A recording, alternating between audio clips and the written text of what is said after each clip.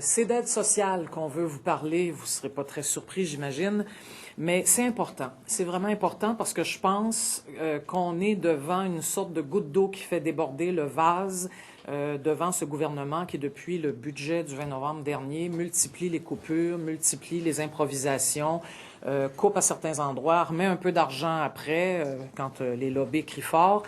Et là, maintenant, le comble, le nec plus ultra de la bêtise, finalement, c'est d'aller couper chez les personnes les plus pauvres. Ça fait une dizaine de jours qu'on l'a appris et depuis 10 jours, les dénonciations se multiplient. Et quand je dis se multiplient, moi qui suis dans ce dossier-là depuis à peu près 25 ans, je peux vous dire que c'est la première fois que je vois une quasi-unanimité dans la population, dans les médias, chez les chroniqueurs, les intellectuels, un peu partout, pour dire non, ça n'a aucun sens. On a l'impression que la mesure, qui est une coupure réelle, quoi qu'en dise Mme Maltais, est absolument improvisée. Et on va vous en donner, mon collègue et moi, 2 exemples. Alors moi, je vais vous parler de mesures d'insertion. Je vais vous parler de ce que peuvent ou ne peuvent pas faire les centres locaux d'emploi. Alors, les centres locaux d'emploi, qui sont les organismes qui doivent, comme le dit la ministre, recevoir, accueillir les personnes, les accompagner dans tout un processus de retour au travail, ne sont pas en mesure, en ce moment-là, à l'heure où on se parle, de remplir cette tâche, et la ministre le sait. C'est ça qui est le plus choquant. Elle l'admettait elle-même en commission parlementaire récemment. Elle disait que depuis 2003, le ministère de l'Emploi et de la Solidarité sociale avait perdu 18 de ses effectifs à cause de cette fameuse politique de non-remplacement d'une personne sur 2 là, à la retraite. C'est un ministère qui a perdu beaucoup d'effectifs. On sait que pour l'année 2012, avec le budget Bachand, c'était encore 235 postes qui étaient abolis. Mais la ministre nous dit, d'ici le 1er juin, date des coupures, on sera prêt. On va être capable d'accompagner tout le monde, d'avoir des mesures partout, d'insertion à l'emploi, il n'y aura pas de problème. Mais c'est faux. Elle n'aura pas le personnel pour le faire. Et si elle compte sur les organismes communautaires, j'ai des petites nouvelles pour elle parce que j'ai parlé, moi, avec des organismes de mon comté qui, premièrement, n'ont eu aucune nouvelle du ministère. Personne ne leur a rien demandé jusqu'à présent. Et ils me disent, si on nous demande d'accueillir plus de personnes, il y a un organisme, par exemple, qui a une formation pour les femmes de chambre, pour des femmes de 40 ans et plus à l'aide sociale, bien là, attention, il peut y avoir des femmes qui ont 57, 58 ans, qui sont pas en très bonne santé. C'est un travail très exigeant. Alors, on nous demande quoi au juste, là? De retourner les gens sur le marché du travail coûte que coûte, ou même au prix de leur santé. Ils sont très perplexes. Et puis, bien sûr, ils demandent de quelles ressources ils vont bénéficier additionnelles pour ouvrir plus de places et pour donner plus de formation. Les organismes n'en savent absolument rien pour le moment. Je vous rappelle que le 1er juin, mine de rien, ça s'en vient très vite. Selon les estimations du ministère, pour répondre à la demande de la ministre, les centres locaux d'emploi devront rencontrer dans l'année qui vient 11 000 personnes. 11 000 personnes. Un accompagnement là, qu'on dit personnalisé.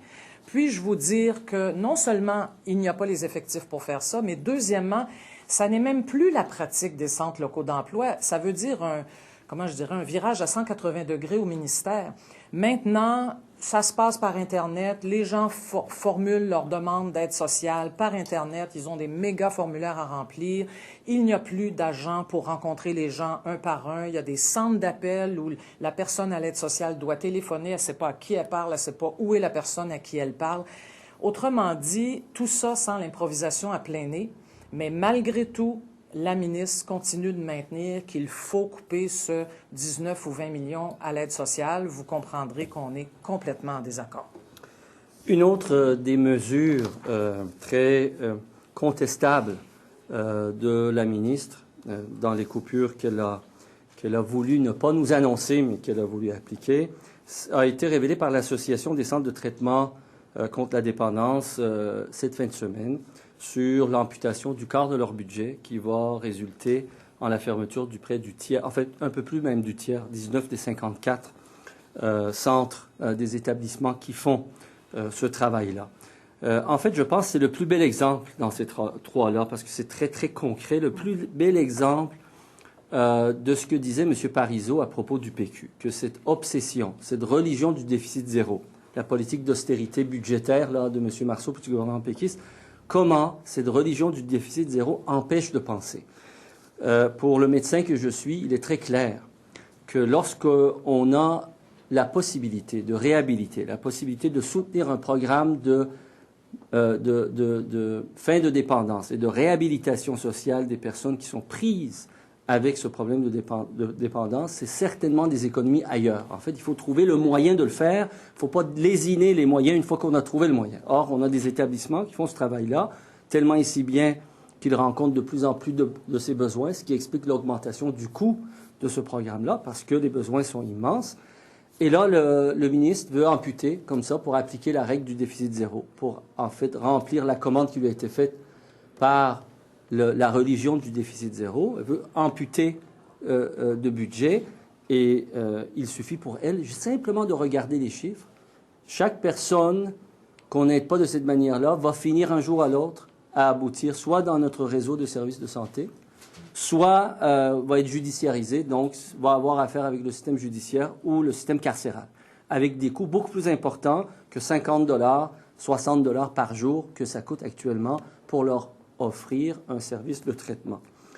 En fait, je rappelle à la ministre qu'il n'y a aucune honte à corriger le tir, il n'y a aucune honte qu'il y a eu erreur, puis à rétablir le financement.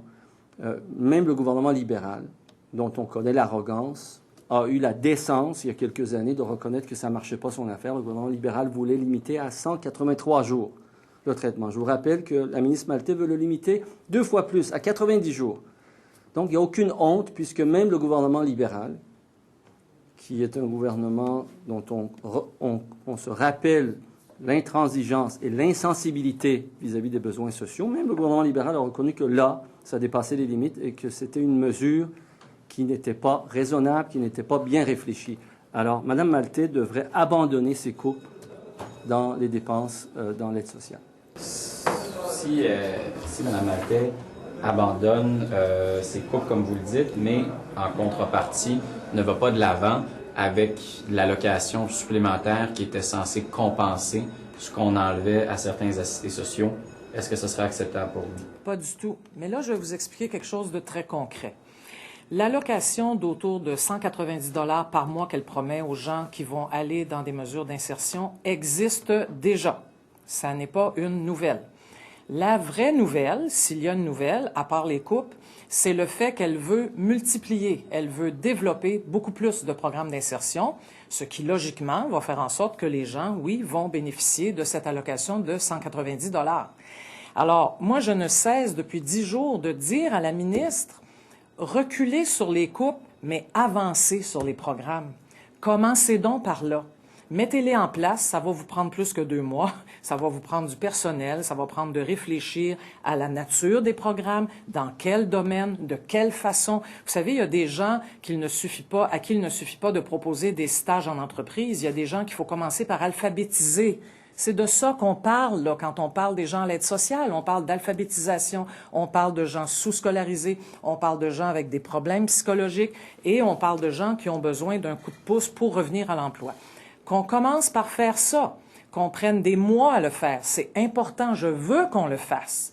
Après ça, il faudra regarder combien parmi ces gens-là, effectivement, sont embauchés par des employeurs qui seront consentants à embaucher des personnes arrivant de l'aide sociale. Là, il y a tout un pari aussi. On fera le bilan, puis on regardera après s'il faut ou non maintenir cette allocation temporaire à l'emploi là, qui existe en ce moment. Mais la ministre fait l'inverse, et elle fait l'inverse, comme mon collègue l'a dit, pour une raison extrêmement simple. Elle a une commande du Conseil du Trésor. Une commande insensible, irrationnelle, qui consiste à d'abord couper les plus pauvres, puis on réfléchira ensuite. Ça, nous autres, on ne peut pas l'accepter. Il faut sortir un peu de la logique du déficit zéro à tout prix et le plus rapidement possible. Ça conduit à ce genre d'aberration.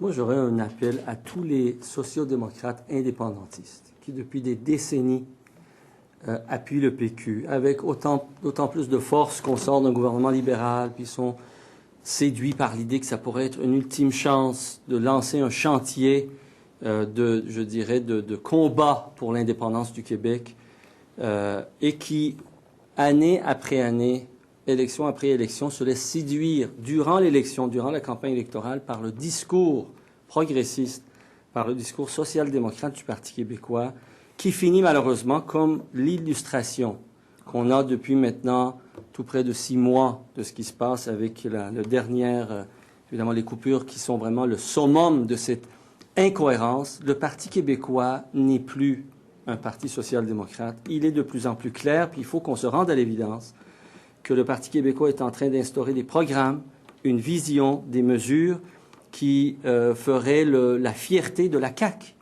de la Coalition Avenir du Québec, et qui aurait très bien pu être défendue par l'ADQ de Mario Dumont. Alors, pour les progressistes du Québec, pour les indépendantistes progressistes du Québec, il y a un questionnement là-dedans.